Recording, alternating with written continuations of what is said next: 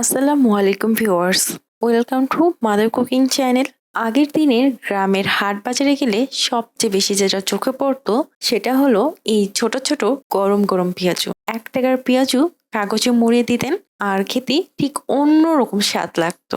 আজকে আমি আপনাদেরকে সেই পুরোনো দিনের স্বাদের পেঁয়াজু বানিয়ে দেখাবো। গ্রামের হাট বাজারে পেঁয়াজু তৈরি করার জন্য অ্যাঙ্কর ডাল ব্যবহার করা হয়, তাই আমি এখানে হাফ কাপ অ্যাঙ্কর ডাল আগে থেকে ভিজিয়ে রেখেছিলাম। খুব ভালোভাবে এই ডালগুলোকে ধুয়ে পানি ঝরিয়ে নিয়েছি।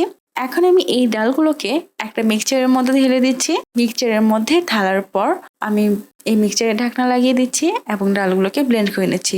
এই পর্যায়ে আমার ডালগুলো ব্লেন্ড করা হয়ে গেছে।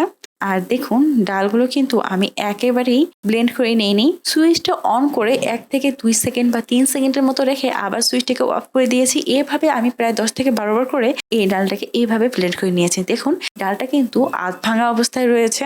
খুব বেশি বেটে ফেলা যাবে না, এতে করে কিন্তু এইরকম আধা ভাঙা করে ডালটাকে ব্লেন্ড করে নিতে হবে। তারপর আমি এখানে একটি বাটি নিয়ে নিয়েছি। এর মধ্যে দিয়ে দিচ্ছি পেঁয়াজ কুচি হাফ কাপ, দিয়ে দিচ্ছি রসুন থেতলানো 1 টেবিল চামচ, আদা থেতলানো হাফ টেবিল চামচ, দিয়ে দিচ্ছি কাঁচা মরিচের কুচি 1 টেবিল চামচ, ধনিয়া পাতা কুচি প্রায় 1/4 কাপের মতো, দিয়ে দিচ্ছি জিরা গুঁড়া হাফ চা চামচ, ধনিয়া গুঁড়া 1 চা চামচ, গোলমরিচের গুঁড়া খুবই সামান্য পরিমাণে, গরম মশলার গুঁড়া হাফ চা চামচ, দিয়ে দিব লবণ পরিমাণ মতো। আর আমি অফ ক্যামেরাতে এখানে হাফ চা চামচের মতো হলুদের গুঁড়া এবং 1 চা চামচের মতো মরিচের গুঁড়া দিয়ে দিয়েছি। অফ ক্যামেরাতে দেওয়ার কারণে আপনাদের সাথে এটা শেয়ার করতে পারিনি। এখন আমি এই সব উপকরণসমূহকে খুবই ভালোভাবে মাখিয়ে নিব। খুব ভালোভাবে মাখিয়ে নেওয়া হয়ে গেলে তারপর দিয়ে দিচ্ছি পেঁয়াজের এই ব্যাটারটা। আর এই সময় অবশ্যই এই ব্যাটারটাকে খুব ভালোভাবে মাখিয়ে নিতে হবে। আর যখন পেঁয়াজগুলো এইরকম নরম হয়ে আসবে তখনই কিন্তু এই ডালের ব্যাটারটা দিয়ে দিতে হবে। তারপর আমি এই সব উপকরণসমূহকে খুবই ভালোভাবে মাখিয়ে নিচ্ছি। খুব ভালোভাবে মাখানো হয়ে গেলে আমি চুলার উপর একটি ফ্রাই প্যান বসিয়ে দিয়েছি। তারপর দিয়ে দিচ্ছি সয়াবিন তেল।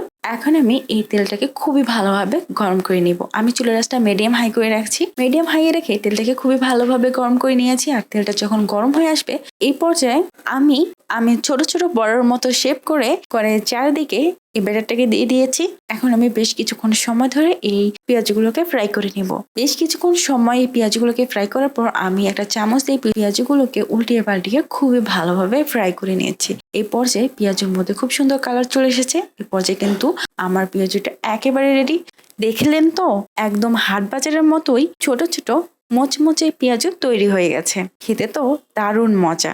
আপনারাও বাসায় বানিয়ে খেয়ে দেখুন। ভিডিওটি ভালো লাগলে একটা লাইক দিন, কমেন্টে জানাবেন আপনাদের গ্রামের হাটের স্মৃতির গল্প। আর নতুন রেসিপি পেতে অবশ্যই চ্যানেলটি সাবস্ক্রাইব করবেন। আল্লাহ হাফেজ।